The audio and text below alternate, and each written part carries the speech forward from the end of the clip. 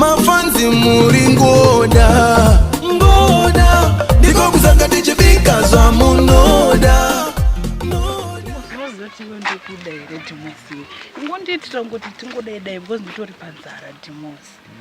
Nondikwazisa Ayo shuwa ndokuda Dhimosi ashina kana nebasa rese Dhimosi. Ayo mukazi wangu ozviti. Ashina kana basa anenge asvinzwa nani.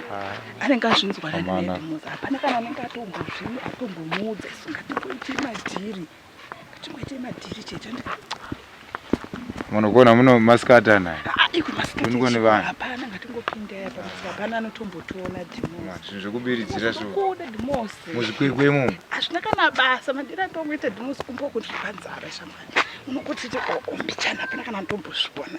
Ndakanzwa mbiri yako Dhimosi kuti unonyadzorova zvine Dhimosi. Ingonditi zvishoma kana ndakanzwa kuti unombozwawo. Ndogona kupara here toenda pationa zvinhu zvacho. Kana chekupfeka ndaenda nemutogwa. Zvakadaro zvine basa here zvekupfeka zvine basa yese. Ashina kana nebasa ngatingoti apa tingoti 2 minutes kani. 2 minutes kana ungondinzwisa zvakana basa. 2 minutes tombondinzwisawo. Ngatingoiteka nedo. Amire kumukadzi wangu akazvi. Andizvinzwa nani kwanditiri ngoti tuta sona hapana kana munhu ari panapa. Tingori tu kani. Mana toyazobatwa. Hapana kani tingori tu. Kwadzana vanhu. Usatye kana apa ngondinzwisa kana. Futi ayi ungopara munhu unoenda kupamba uzvitori. Hapana ungondinzwisa chiri ndakungonzwa ngurugomka ndakungonzwa nditestise chete. Nditestise kana toyatsogara. Ngondinzwisa kani. Urikucheukika kuna kana munhu tarisaona kunoko.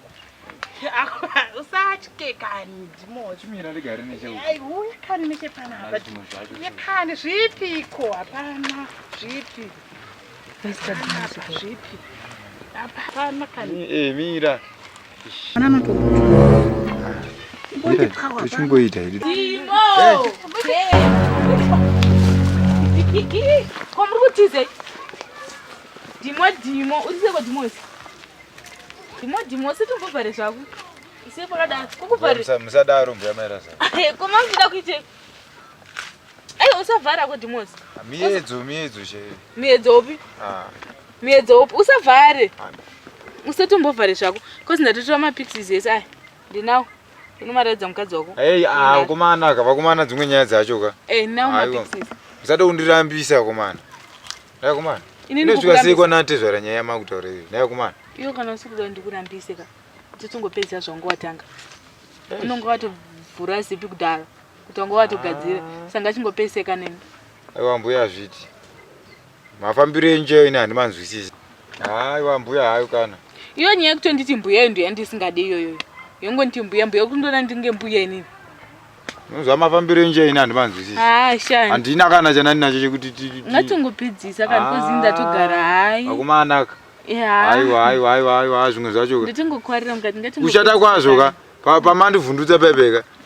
Network yese yabva yaenda futi. Kana ndotsaya kana. Nemakuta sei? Makuda kukirenga imimi. Asi mbuya hazo ndandisina kuzvironga iyi. Kana. Akumana. Makadzi atomona. Apa chikona hapo ndo pakari. Unondishorere.